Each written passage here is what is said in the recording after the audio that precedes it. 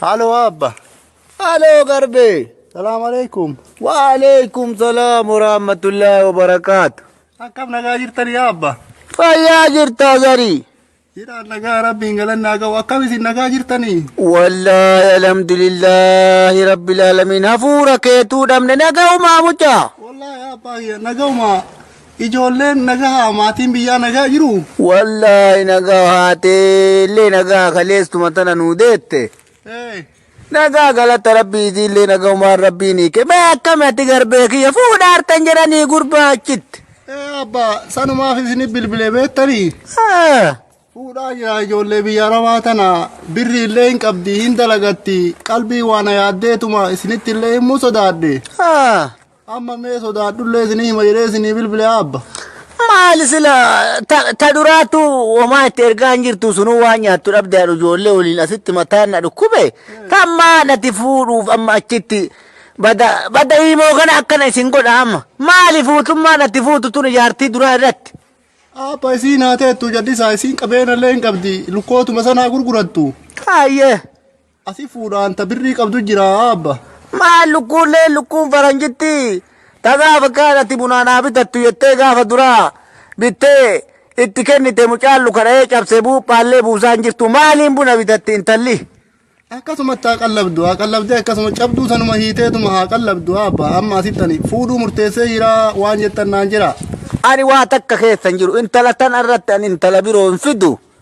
Intala tana irratti hin fuudhu anoo hiifuu ganda isaaniillee gaafa sargiillee hin dhaqu tana irratti sii himeetiin jira. Maali dhalammaan biyya arabaa ka isin viidiyoo koolii jettee hima argaa jirra feesbuukii maalii kunoo gurbaan galgala ganama kiunuu gaas bira asitti nu bira jiru Mustafaani akkanumatti janaan halkanii guyyaa atillee sanumaaf akkanatti amma fuudhaaf achiin ani keessan jiru nama biroo ergadhu hin dhaqu ani. Abba akkasii miti mucattiin tidaatii illee hin qabdi kun asitti hojii bareedduu qabdi shintibeetii arabaa tanallee hin nazzafti dalagaa bareedduu qabdi abba isii fuudhuu wajeelee.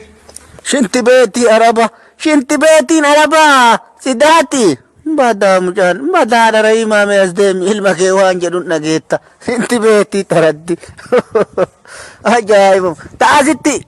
Dikee moonaa keessaa hartu fuudhuu si wayya an dhugaa siin jedha yoo ka fuudhallee ajamtu taate itti geette hin jarjarin dhalaan biyya achiitti galte kunoo asittuu irbaayimuu ta inni fuudhe asitti haga galte afaan arabaatiin inni asitti afaan hin beeku kallii walli yoo jettu asin gara galtu dhalaa biyya arabaa ani sitti hin dhiisu.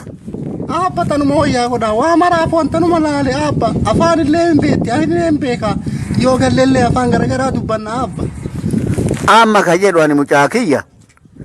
Ati dhalaa achiidhiiti yoo galte anuu sitti fuudha yoo birriillee yoo inni jette lafallee sii qote kunoo kumtaala tokkoo fi madaabaraa fi unnaa lama taate gaaraa sunillee laftillee wayyama bayaa jirti waan bardeen gaddaa irraa maali wannummaan si fuudhaaf si jarjarse suuta dalagadhuu gali asitti sitti fuudha dhalaa biyya arabaa ani sitti hin fuudhu. Abban waan feetanillee gootan asuma fuudha abbaa kiyyaani na dhiisaame kalaase.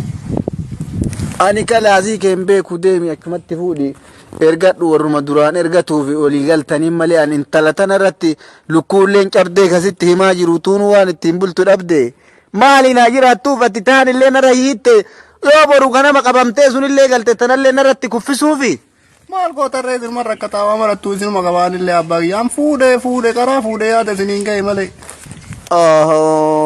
Akkanan iftuure hagati mimmiftu jedhe namichatu dhageeffadhu mee mammaaka tokko namichatu dhugee lafaa gannaa irrooba waan hin falaqqisa yoo waan hin falaqqisu malee lukan fuudhu akkanan iftuu hagati mimmiftu jedheeni achi tankaarfate akkanan iftuure eega fuute kaa maal goona mucattiin amma si bira jirtii reetta fuute. Mucattiin amma ulfaa abba mana yaalaa deemte galgala dubbiftanii. Ni ka'u mallee oduman hidhatiin waaqa keessanii oolaa ijoollee waliinonni jettanii.